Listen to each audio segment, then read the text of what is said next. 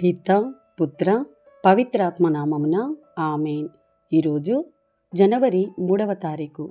యోహాను సువార్త 1వ అధ్యాయము 29వ వచనం నుండి 34వ వచనం వరకు.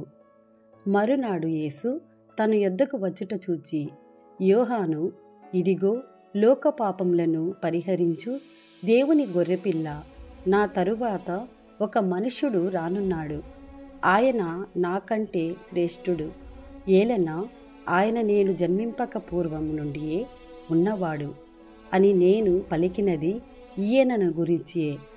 ఈయనను ఇజ్రాయేలునకు ఎరుక చేయుటకై నేను నీటితో బప్తిస్మము నిచ్చుచున్నాను, కాని నేనాయనను ఎరుగనైతిని అని పలికెను.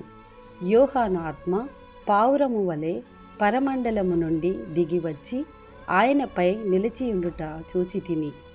నేను ఆయనను ఎరగనైతిని, కాని నీటితో బప్తిస్మమిచ్చుటకు నన్ను పంపిన ప్రభువు, నీవు ఎవరిపై ఆత్మ దిగివచ్చుట చూచెదవో ఆయనే పవిత్రాత్మతో జ్ఞానస్నానము ఇచ్చువాడు అని నాతో చెప్పెను.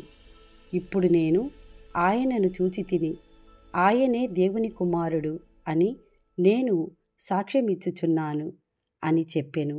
ఇది ప్రభుని వాక్కు. సర్వేశ్వరునికి వందనములు.